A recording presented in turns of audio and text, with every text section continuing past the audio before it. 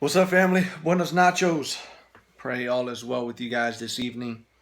So I'm attempting to um, do, I guess, what they're calling a vlog. Right? It's a video blog, and I mean, in my honest opinion, as I'm applying this, it's more because I'm lazy and don't want to type out an actual blog and put it out. So it's so much easier for me to just communicate via video.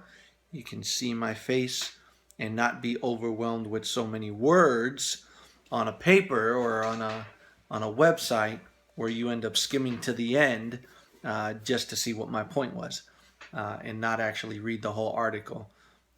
Shout out to Alex Traeger for that. But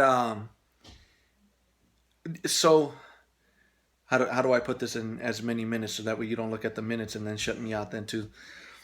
I was thinking about a few things. Some of you know, some of you don't know. God has blessed me to pastor a church here in the city of Chicago, New City Fellowship. Shout out to the family who's part of that. And one of the things that I'm growing uh, very encouraged by, and something that I'm seeing growing within our body is this notion of family. Now, family for various people can mean different things. It's extremely messy. Some individuals have dysfunctional families. Some people didn't have families. So, depending on your context and your background, that can mean a few things. But with regards to the way I'm saying it, the way the Bible speaks about it, in this family that we've been adopted into by God because of faith in Jesus Christ, um, there really is a sense where we're growing in a bond with one another that requires us and calls us to love one another, not just in word or in talk, as the scriptures would say, but in deed and in truth. If I say I love you to someone, then they should tangibly feel and see that love. So, with that said, one of the things when dealing with people and doing life with people and making disciples and growing is this idea that life is messy and people bring in drama, luggage, baggage that needs to be dealt with, certain personalities that have certain traits and certain nuances and certain little quirks about them that may totally be opposite of you, so it'll irritate the junk out of you because of the way a certain individual is. With that said, was really challenged um, by something that was happening within the body that I'm a part of, and that individuals weren't saying anything when they were offended, or for the sake of avoiding conflict, they avoided certain conversations. They would come to each other and act like everything was cool, as we say, putting on the mask and putting on the front, and but deep down inside, like you knew something was wrong. And so over the course of just these last few weeks, maybe this past month, there's been some intentional pursuing conversations with certain individuals. One, for the purpose of reconciliation. If there was people that had an ought with one another, there needs to be this. We're not going to sweep this issue under the rug. No, because I love you and because we're family, we're going to wrestle through this. And this isn't me saying I want you to be conformed or to change to my behavior pattern or what I like, but let's understand one another, why we do certain things, why we say certain things. And if I'm offended by something, then I want to be able to share that with you and say it with the hopes that you'll receive it. And if you don't, well, then I guess we got to work through that too. All that to say, um, this one specific, couple specific passages found in the Old Testament scriptures, the Tanakh. We would call them the Proverbs, wisdom literature. Proverbs 12:1 makes the statement that whoever loves discipline loves knowledge, but he who hates correction is stupid. Now you can look that up in various translations, and at the end of the day, the driving point in the one word that is similar in all of those is the one who hates reproof, hates correction, hates being rebuked is stupid. And then in Proverbs 15:32, I got something in my nose. It itches.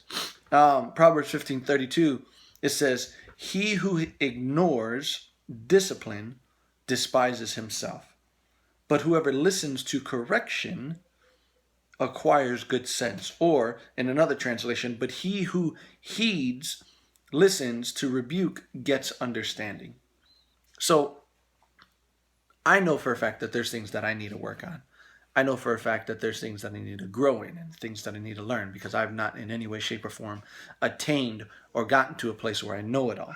I don't think as long as I'm on this earth, nobody will ever get to that point. But with that said, if you're a Christian, first and foremost, if you love Jesus, I want to ask you these questions, which I pose to the body of Christ, the church that I'm a part of. Are you an individual who is approachable?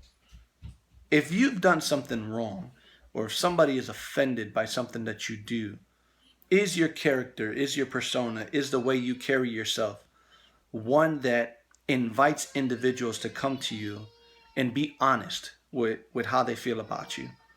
Or do people just not tell you anything because they're afraid you might, mouth off or say something or snap at them or get frustrated with them? So, are you the individual that comes off as a person that you can be approached with correction? Two, do you invite individuals to press in on your life? And do you invite individuals and ask questions like, is there anything I need to work on? Or is there anything that I do that irritates you or that bothers you? That's the second one. Three, when you give correction, is it for the purpose of just correcting somebody to tell them that they were wrong and you were irritated by what they did and just get it off your shoulders? Or is it one of sharing that something bothered you or someone sinned against you or someone did something against you? I still love you, and it's because I love you that I'm bringing this up. And because I know this is one of your weaknesses, I want to grow and walk with you to make this a strength. I want to help you not do these things, or let's help each other figure out why we do these things or how this may be viewed.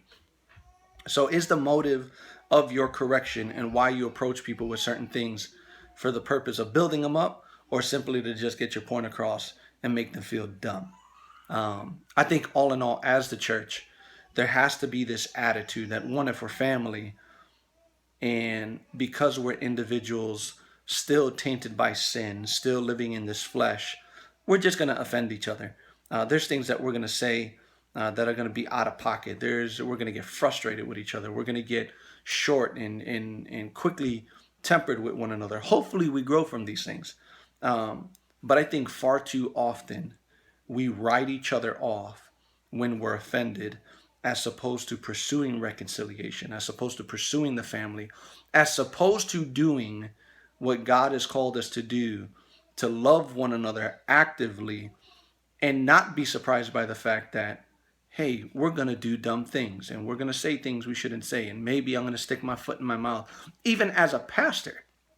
And I think I guess that's another topic for another day, but pastors, above all else, should be individuals that should be approachable, should open themselves up to individuals kind of pouring into them, because pastors have a tendency to get really big headed and come to a point where nobody can correct me unless they're greater than me or in a bigger platform than I am. And only then will I receive correction. And I think the reality is, even if I'm corrected or somebody brings up my mess in a way that is wrong or foolish, if it's wrong, it's wrong. And I think we just need to own up to that. So, all that to say, I'm 9 minutes in. Some of you have probably already zoned me out. Whatever. So, bear with me. But yes, all that to say, my point is, are you the kind of individual that invites people into your life to poke and prod and to call you to accountability, that ask you questions, that cause you to examine your own heart? And even for individuals who aren't Christian, who are those people in your circles that you trust to really prod you? And I think the interesting thing is, who loves you enough to not write you off, and who loves you enough tell you the truth, and if you don't change immediately, or if there's something that you do have a bad habit in and you just keep on doing it, um, that aren't just going to be like, well, you're never going to grow out of this, but who is it that's willing to walk with you and be like, you know what, in the midst of you constantly doing these foolish things, I'm with you, and I'm going to continue to correct you, and hopefully you'll be fine with that. Um, but because I love you, I want to see you grow in this area. So, yeah, I'm done talking. Good night, y'all. And if you have any questions, comments, you want to hit me up, inbox me, hit me up. If you got my number, give me a call. And yeah, all right, go. Take care.